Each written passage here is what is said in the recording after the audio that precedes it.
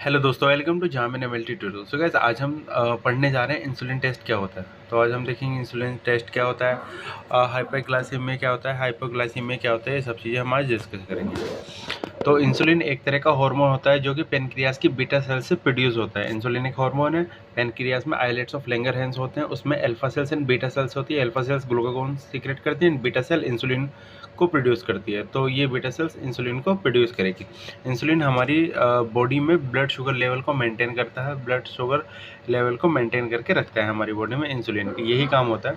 अगर हमारी बॉडी में इंसुलिन कम हो जाता है तो ब्लड शुगर लेवल बढ़ जाता है। अगर हमारी बॉडी में इंसुलिन कम होगा तो ब्लड शुगर लेवल खुद से खुद बढ़ जाएगा।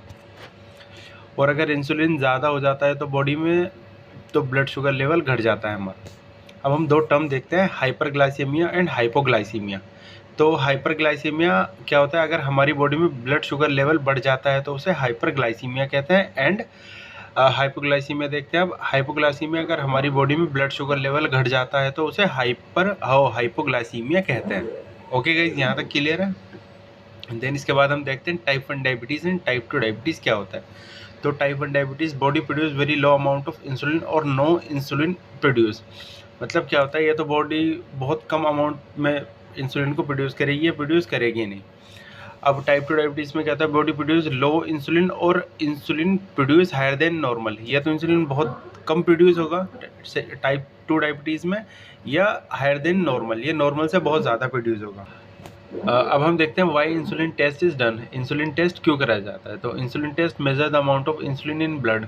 तो इंसुलिन टेस्ट में क्या होता है, इंसुलिन का जितना भी अमाउंट हमारे ब्लड में प्रेजेंट है उसको मेज़र करने के लिए इंसुलिन टेस्ट कराया जाता है। सेकंड है इसका कॉजेज ऑफ डायबिटीज़। डायबिटीज़ का पता लगाने के लिए, उसका रूट कॉज क्या है, उसका कारण क्या है, क्यों डायबिटीज़ हुई, उसको पता करने के लिए भी हम इंसुलिन का टेस्ट करते हैं। Cause of high sugar level, high sugar level को पता करने के लिए भी, उसका कॉज देखने के लिए, उसका कॉज जानने के लिए भी हम इंसुलिन टेस्ट करते हैं। Proper production of insulin, insulin का प्रॉपर प्रोडक्शन हो रहा है या नहीं बॉडी में, इसको चेक करने के लिए भी हम इंसुलिन का टेस्ट करते हैं। डायग्नोज और monitor insulin resistance, insulin resistance को डायग्नोज करने के लिए और उसको मॉनिटर करने के लिए भी हम इंसुलिन का टेस्ट करते हैं।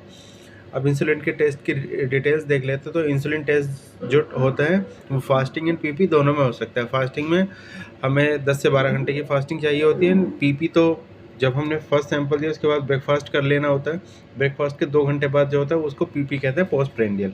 ओके गाइस, तो ये फास्टिंग और पीपी दोनों में दे सकते हैं।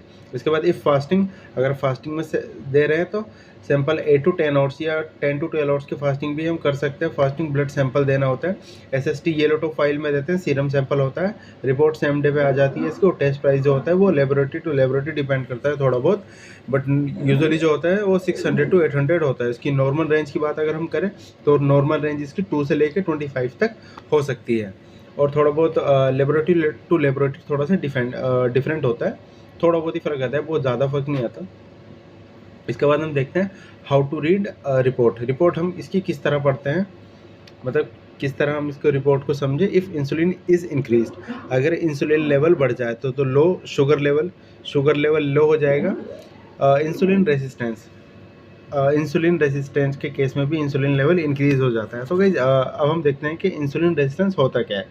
तो इंसुलिन रेसिस्टेंस मतलब हमारी बॉडी में इंसुलिन सही अमाउंट में प्रेजेंट है, बॉडी इंसुलिन सही अमाउंट में प्रोड्यूस कर रही है, बट हमारी बॉडी सही से यूटिलाइज नहीं कर पा रही है। मतलब बॉडी में प्रोडक्शन तो सही हो रहा है इंसुलिन का, बट हमारी बॉडी में इंसुलिन रेसिस्टेंस हो जा रहा है। हमारी बॉडी सही से यूटिलाइज ही नहीं कर पा रही है उस इंसुलिन को जो हमारी पेनक्रियास बना रहा है, बीटा सेल्स बना रही है।